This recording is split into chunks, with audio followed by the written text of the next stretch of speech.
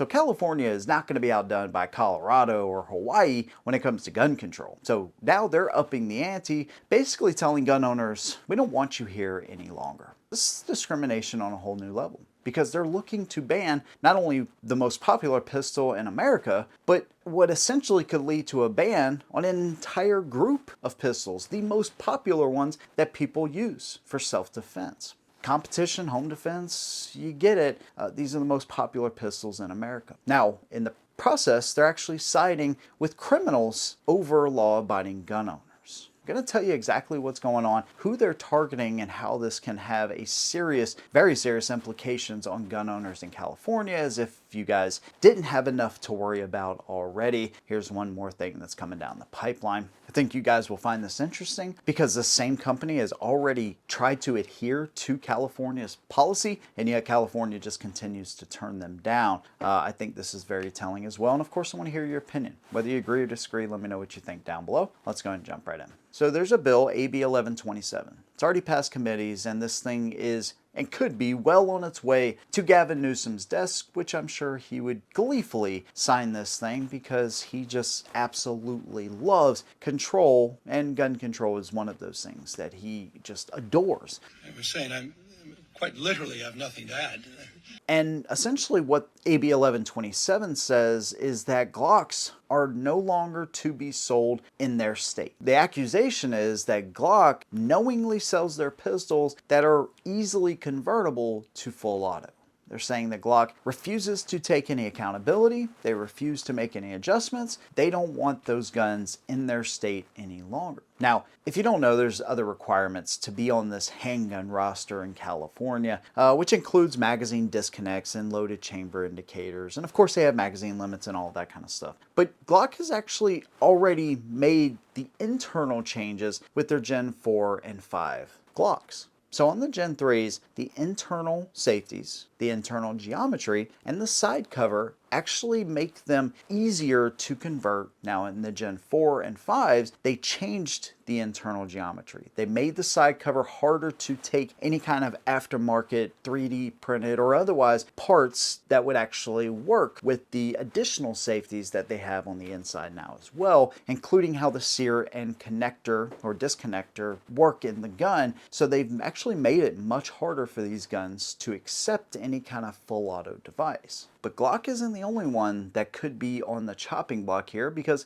they're not the only ones that use this very similar striker fire design. Of course, all the major ones, right? The P320s, the M&Ps, your Rugers, your Taurus, Mechanics, so on and so forth. They all use a very similar design. You will see some differences as the kind of safety that may be used. Some may use an external safety. The side covers may be a little bit different, where the safety plunger actually is and how that actually pushes up so the firing pin can come back. Some are half cocked, some are in a basically full cocked position where the trigger is just releasing that full cocked spring and firing pin. The point is, a lot of them are very close, so this can easily trickle down from just Glock being targeted down to other pistols as well. Now, I find this interesting that Glock has already fixed this issue, and yet California refuses to allow Gen 4 and 5 Glocks in their state. Only Gen 3s.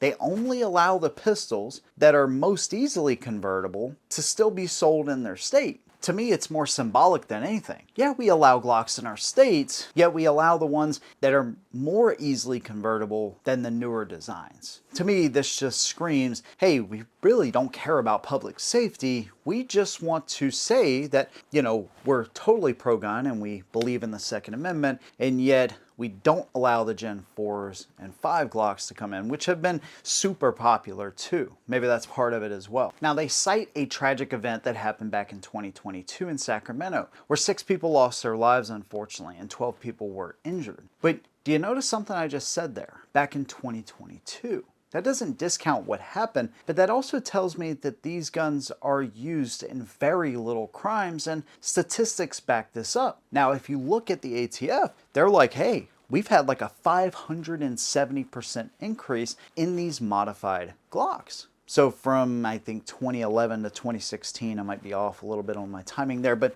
anyways, they said, hey, we found 800 and something of these modified Glocks. But from 2017 to 2021 or 2022, we found over 5,000 of them. So I looked up some individual cities, right? You had like 59 in Baltimore, and over a 2-year period, there was 1,100 in Chicago alone. Down in Baton Rouge, there was 80 cases. But there's something going on here between these cities, and most of it is related, just like most of the gun statistics. I hate to use the word gun violence because it's used as a political term, which is so stupid, but it is. The problem is that most of what you see in this country is unfortunately people that take their own lives, right? Which is obviously a huge mental health concern. But instead of addressing that, they're addressing the guns, which most of the ones that are not self-induced are related to people that are already breaking the law. This is the same state which refuses to prosecute criminal activity and lessened or dropped charges completely back in 2020 because of what happened to George Floyd. Now, most of us know how all that actually really went down, but Proposition 47, which basically says that, hey, if you commit a crime, or burglary of $950 or less, it's a misdemeanor, don't worry about it. Shoplifting, don't worry about it. These states and these cities, which are under liberal control, are the same ones where you will see videos, constantly see videos of people just walking out with items in these states. There's nothing you can do about it, nor are these people, or rarely are these people ever charged. And so somehow, the people that break the law, that are involved in gang activities, and most of the time are shooting at each other, they're the ones that are causing the law-abiding gun owners to lose access to not only Gen 3 Glocks, but potentially even more, if not all striker-fired pistols. Remember, gun control doesn't just stop with one single thing.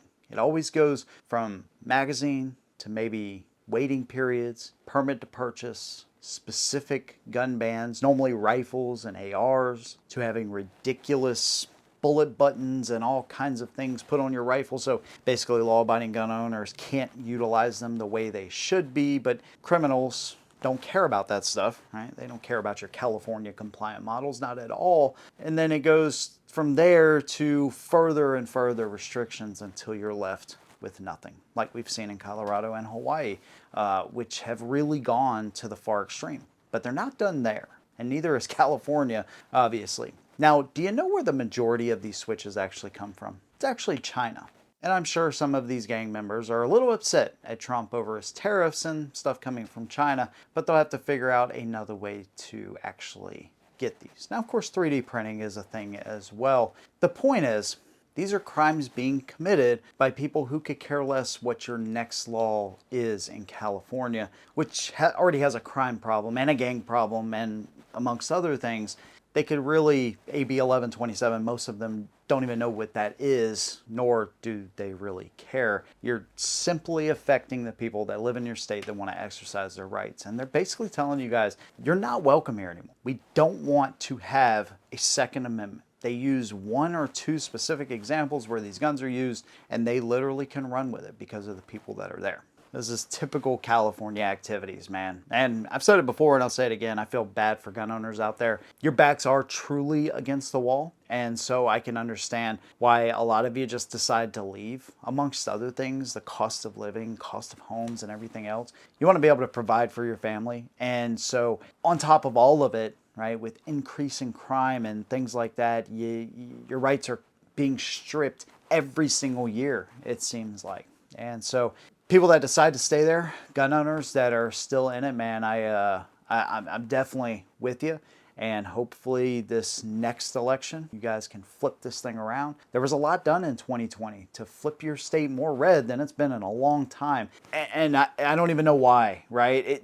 You would think anybody outside of those big cities, which is the problem, let's just be honest, but the people that aren't making millions of dollars a year would be just totally fed up. And you're starting to see that, and I think you could see a shift. It's just going to take a bunch of you to do it. Calling representatives, making sure that stuff like this doesn't get passed is going to be crucial. but it is an uphill battle in that state. This is a reminder also to other people in other states where it's not as restrictive that this is exactly how gun control happens, and it can absolutely happen in your state. Make no mistake about it. One bad election where things don't go your way necessarily doesn't mean it's the end of the world, but it does mean that you should stay vigilant in every election cycle, that's for sure. So there you go. There's my opinion. I'd love to hear yours. Let me know what you think down below. If you like what I do, consider subscribing. See you in the next one. And as always, hold 'em down.